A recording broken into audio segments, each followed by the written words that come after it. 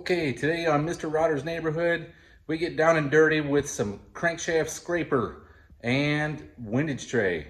So stand by, let me flip it around. All right, so after hours and hours of modifying this crankshaft scraper, we actually got it to where it's really close. It doesn't hit anything. It's within 5 thousandths of most of the rotating assembly. And I had to modify the heck out of this factory windage tray to get it to work. I've added the holes in for drain back, and it looks like tomorrow I'll probably have to add in the most of the mesh to see if I can get it to fit well. As an old chief I used to have in the Navy said, it's like trying to cram 8 pounds of shit in a 5-pound sack. Everything's fighting for the same spot here, and with these extra ties here on the main caps, and then the studs, everything is real tight. Now, luckily, if we get up underneath the factory windage tray, I don't know if I can get a good enough angle here. There is about I'd say 1/4 of an inch of clearance, if not a little more than that, but it won't get any better when I start sticking the mesh in there, so it's going to be really tight. And then I still have to figure out what to do with the forward half of the motor.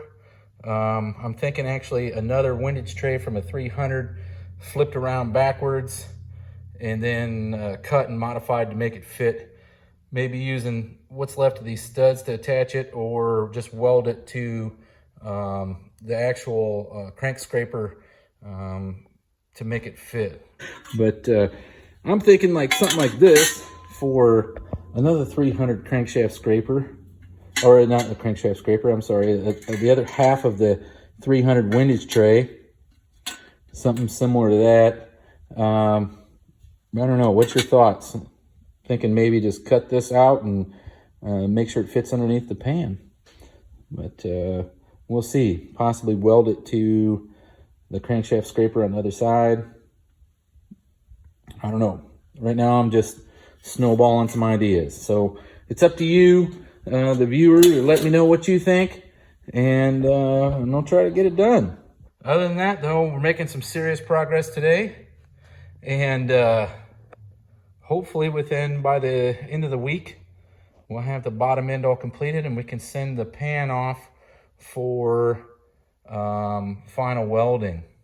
I'm not going to try to do it myself. I've already been down that road, and it was easier just to send it to somebody else that had welding skills beyond the ones I have. So we're making some good progress, and tomorrow I plan on doing a video of how you adjust those rockers if possible. One of the viewers had requested that I do that, and we'll see what you can do and what's available, because the Buick has a fixed rocker, so there's not a lot of adjustment that you can do to it. Just we'll have to play with a few things and see how it happens. So here's a full body view of what the crankshaft scraper looks like installed and in place. I was actually test fitting it with a 5 thousandths feeler gauge, where essentially as the components would go by, I'd verify there's at least 5 thousandths in between. And of course, this is just for a visual representation, but most of them are 5 to 7 thousandths clearance. And it took quite a while to get to this point. I don't know, I probably got like maybe 40 hours in just this crankshaft scraper. But since there is no other crankshaft scraper available, this is the only option that you have if you want one. So, or you make your own. I don't think making your own is any easier than what we've already done here today. But I don't know, 6 one way, half dozen other, it's your choice. But this was definitely a good starting point using the Ishihara Johnson crankshaft scraper. And hopefully it's worth, 10, 15 horsepower. It may be a little bit more than that. I don't necessarily know. Now, with the factory windage tray in place,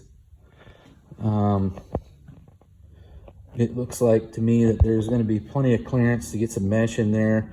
I am going to have to leave a few spots open, but hopefully that mesh will knock down quite a bit of the excess oil slinging around from the crank.